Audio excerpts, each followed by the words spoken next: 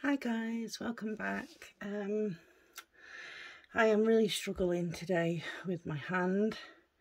Well, I've been like this for a couple of days, to be honest, really struggling. I'm going to have to try and get in the doctors or something, because it's actually starting to bruise on my knuckles here, if you can see. I don't know if you can see that on there.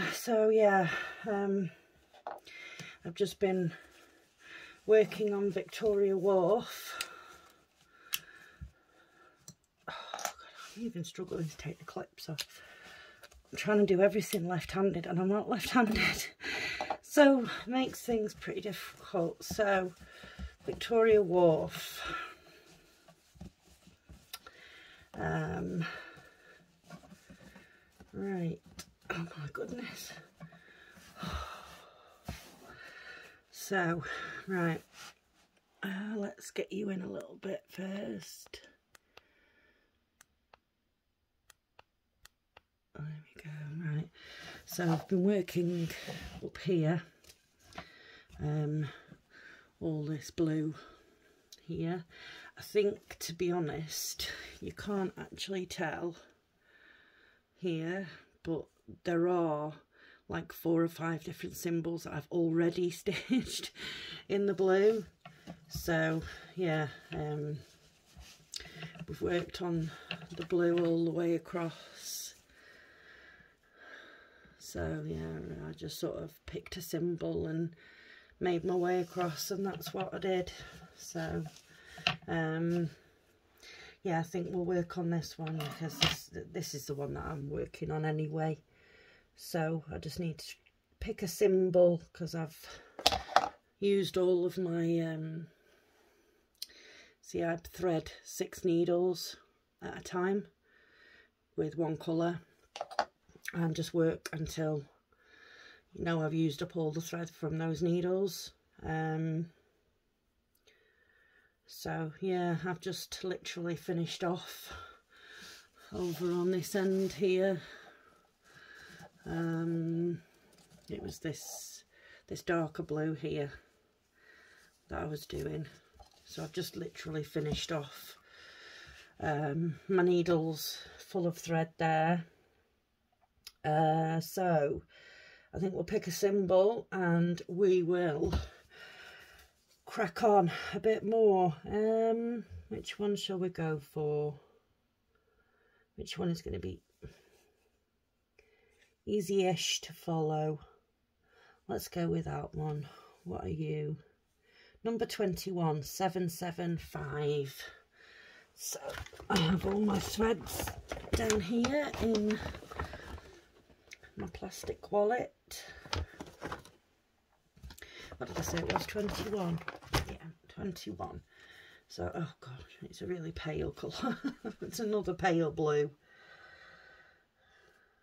You know, I did say there was,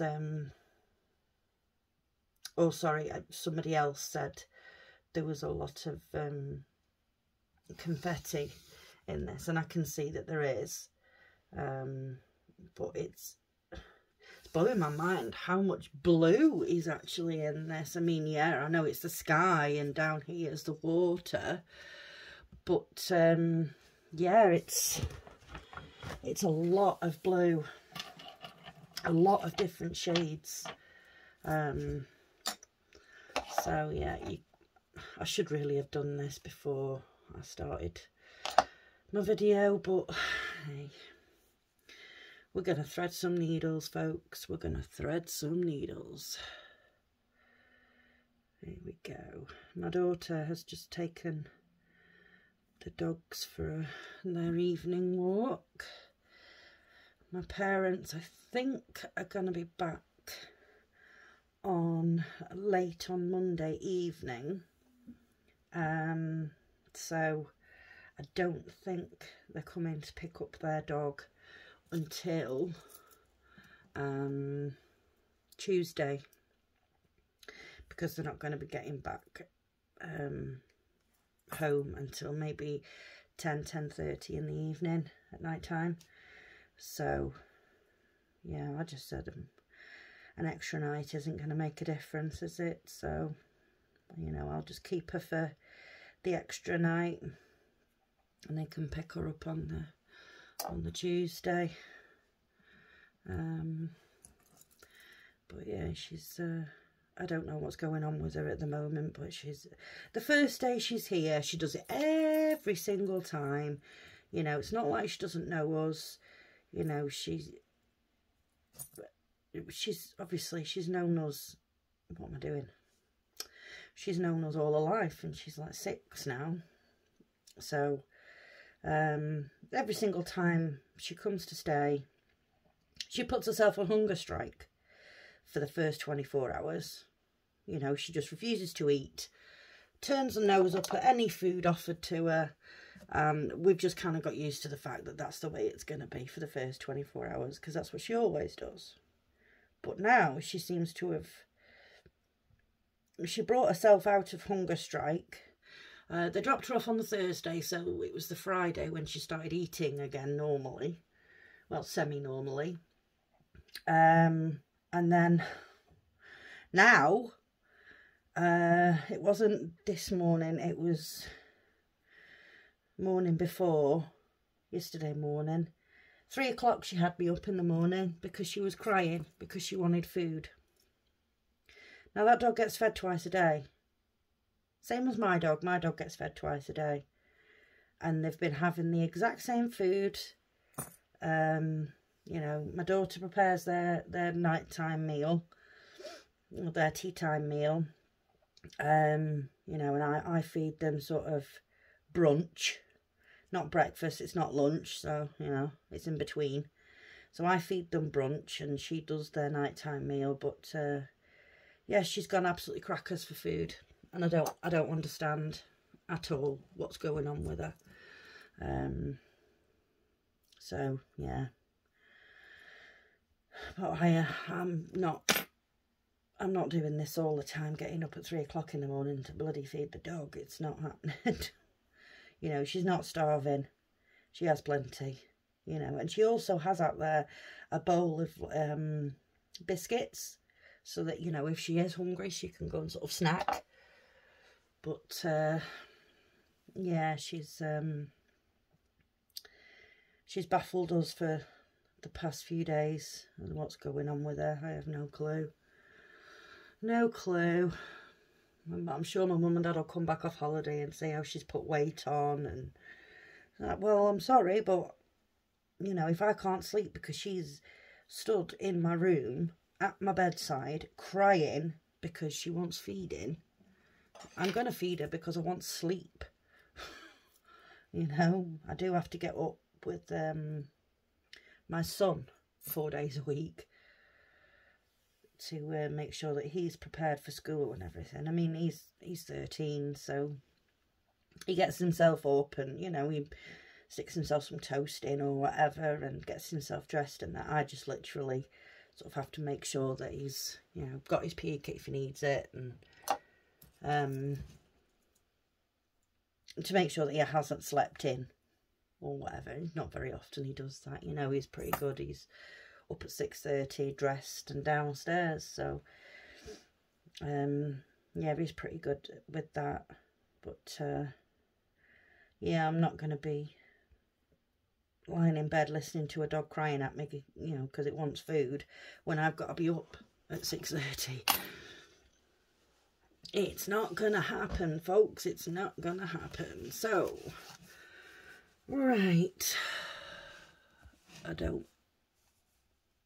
I'm sitting at a funny angle today, so I'm not sure how much you can see of this. But yeah, we'll get started. See, it didn't take me too long to thread 6 needles, did it? Although, admittedly, it was probably really boring for you guys to watch. But, you know, you got to hear my little story about, you know, the dog. My dog, on the other hand, she's fine, you know. She has a tea time meal and, you know, come a certain time at night, and she's, you know, she wants to go to sleep. She won't come upstairs, but she gets herself on the sofa, or she gets herself in her dog bed. And yeah, she's you know, she's well away, and she's not, let's move those over there. She's not interested in anything else other than it's sleep time. So yeah, she loves to sleep, my little Mills.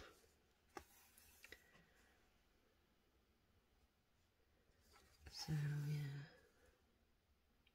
So what's everyone been up to anyway? What's everyone stitching on or crafting on, or...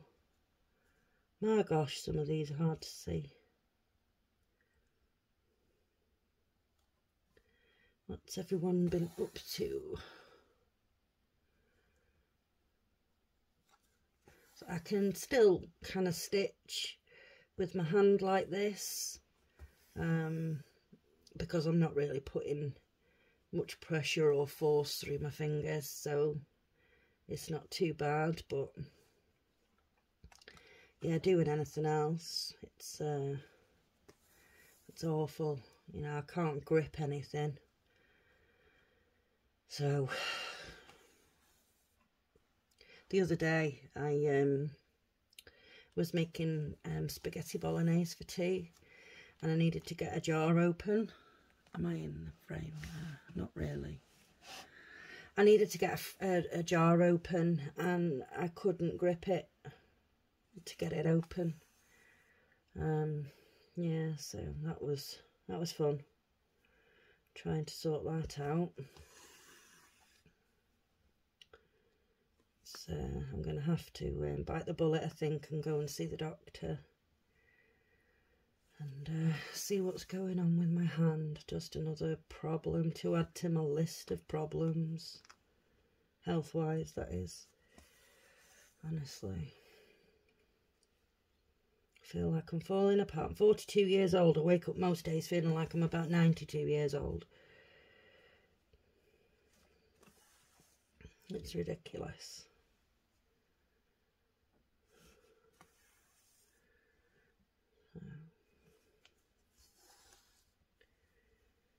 And due to the various health problems that I have going on, I can't work. So, yeah, I mean, I'm on some pretty strong pain relief, and it does make me very sleepy once I take them. You know, not straight away. I mean, it can take a couple of hours for the drowsiness to kick in, but when it does, there's just absolutely no chance of me staying awake. You know, if my eyes start to close, and that's that. I mean, I have literally fallen asleep before now. Am I in frame? Yes.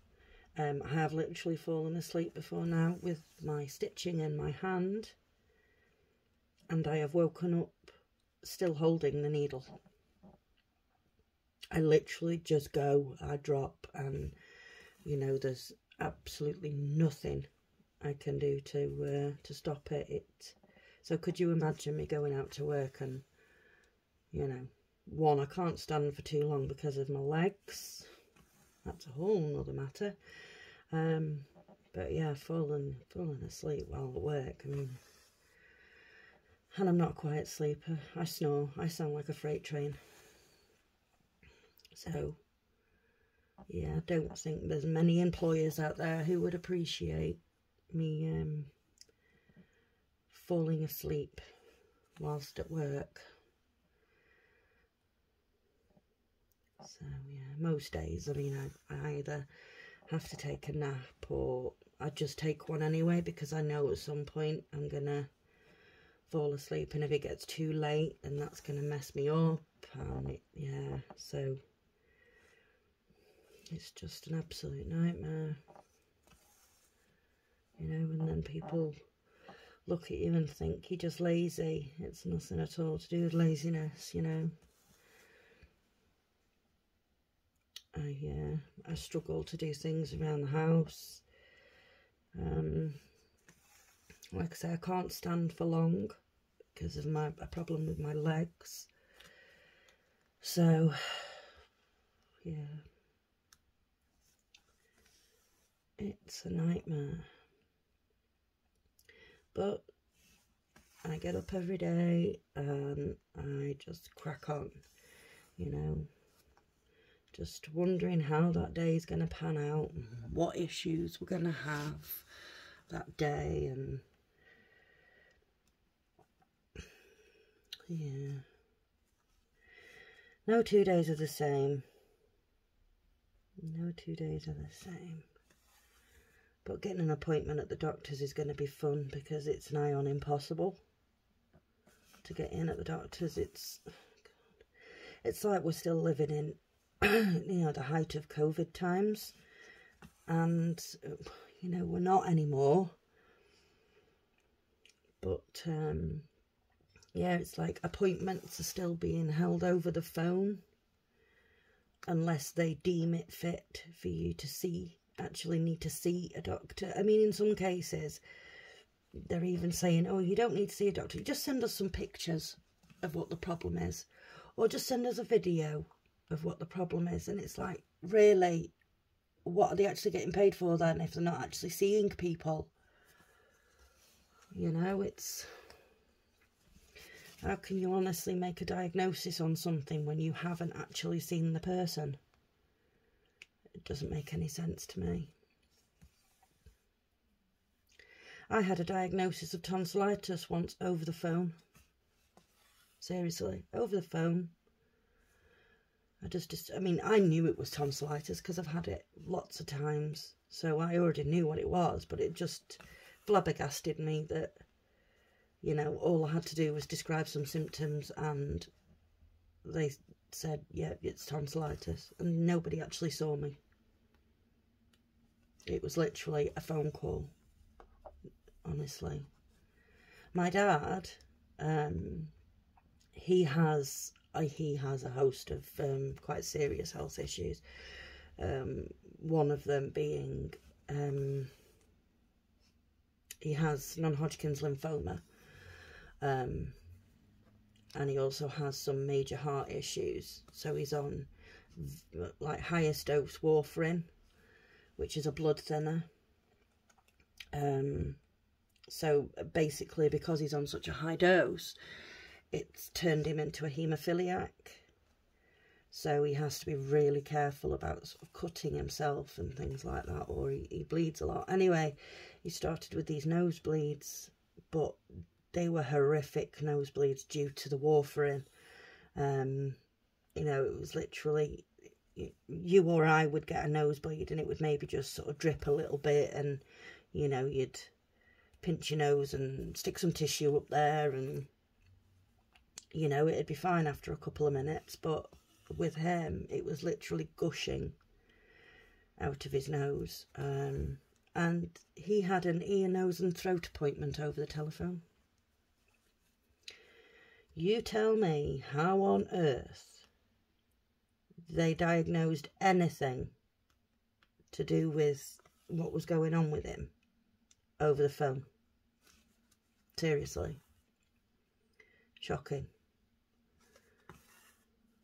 So, absolutely shocking. Yeah, so, you know, it's going to be a task all on its own, trying to get a doctor's appointment next week. But we'll see.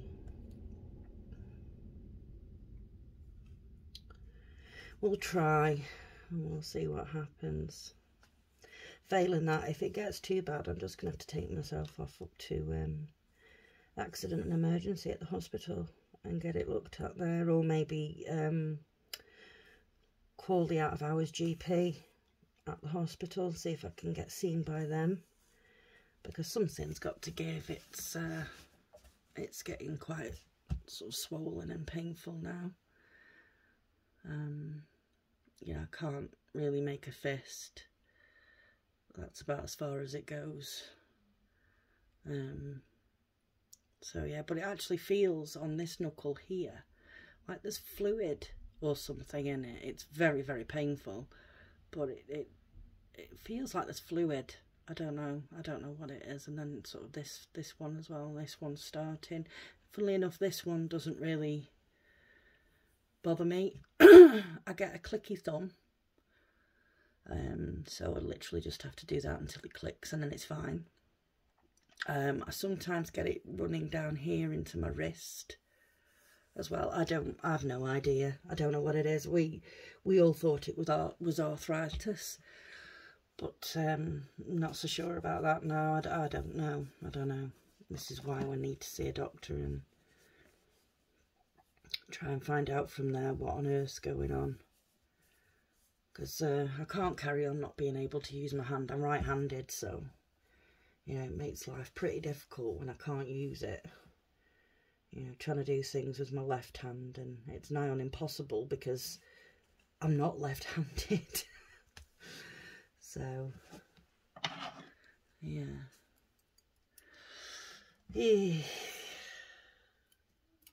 Like, I can't even grip my scissors properly. Honestly, it's just, yeah. Ouch. It's getting to me now. It's getting to me. It needs to stop. You know, I could cope with the legs not working, but I can't cope with the legs and hands not working. That would make life extremely difficult if neither of them worked very well. So, yeah, where are we going to go now? Let's go up here for a minute or two. So, yeah, do you know, I'm surprised that there are people out there that like to hear me waffle on about my rubbish. Whatever it is that I find to waffle on about that day. You know, it amazes me that people actually like to hear, you know, me waffle on. But then saying that, you know, there's other stitchers that just sort of talk while they're stitching, and I really enjoy listening. You know, I like to hear about people's families and, you know, things that are going on. You know, I do like to hear about that sort of stuff. The dog has just come into the room. They're back from the walk. Yeah, I like to hear. I don't really like the Stitch With Me's where it's music. I can't. I'm not. No, I'm not massively a fan of the ones where people put music in. I'd rather hear somebody just sort of waffle on about their day or what their plans are, or, you know, their family. I'd much rather hear that than just some music. So, yeah. I mean, there are some stitchers on YouTube that do some beautiful work, but it's just all to music.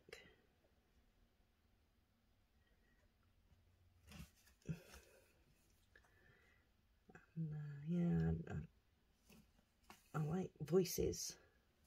I like to hear voices.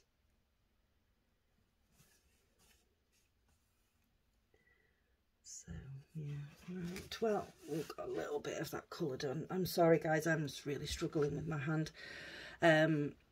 So, thank you all for watching today. I'm sorry you've had to listen to me waffle on about my my rubbish health. But this is life, you know.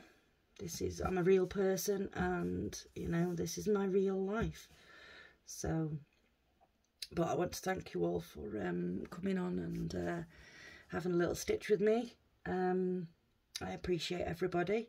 So if you like this video, please could you give it a like?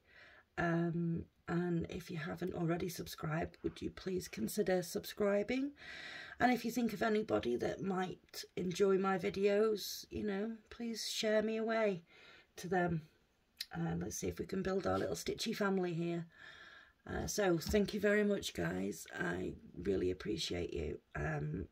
So until next time, I'll see you all later. Take care. Bye-bye.